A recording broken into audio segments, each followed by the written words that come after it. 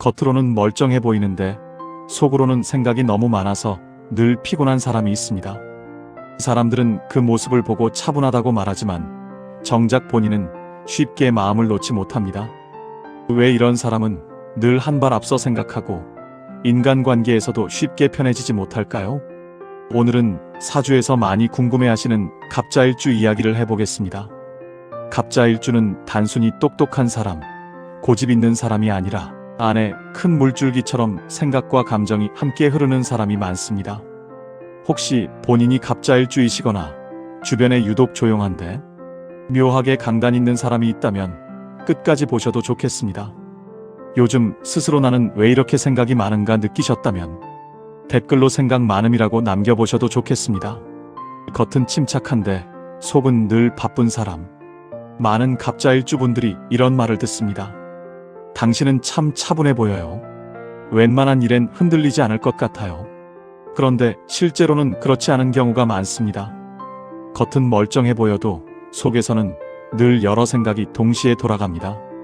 사주적으로 보면 갑목은 크게 뻗어가는 나무의 기운으로 보고 자수는 깊은 물의 기운으로 봅니다.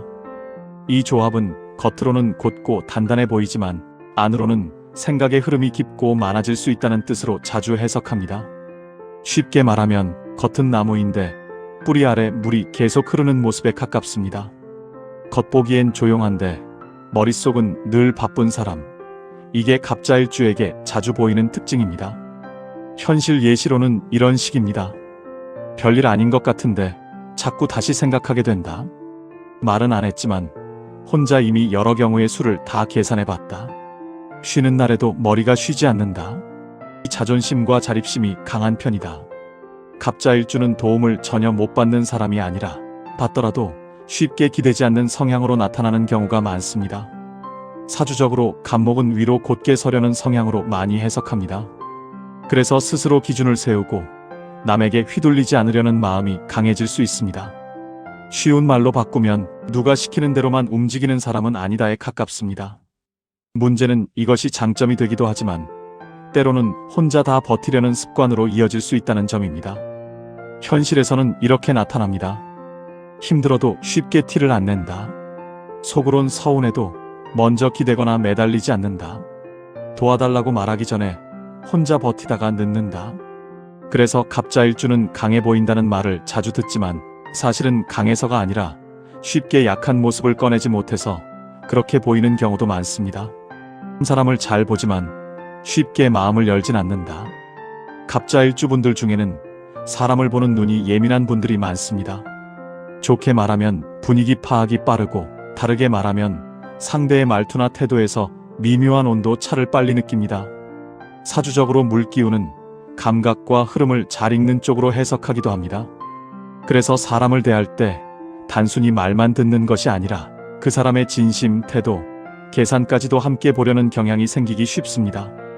쉽게 말하면 갑자일주는 사람을 무턱대고 믿기보다 조용히 관찰한 뒤 판단하는 쪽에 가깝습니다. 현실 예시는 이렇습니다.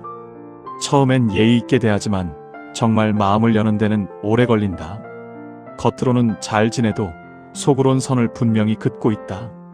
한 번 아니다 싶으면 다시 가까워지기 어렵다. 이건 차가워서가 아니라 한 번 마음 주면 깊이 가는 편이라 더 조심하는 것으로 볼 수 있습니다. 인생이 늦게 정리되는 경우도 많다. 갑자일주는 젊을 때부터 속이 편한 타입이라기보다 생각과 책임감이 많아 스스로를 일찍 무겁게 만드는 경우가 있습니다.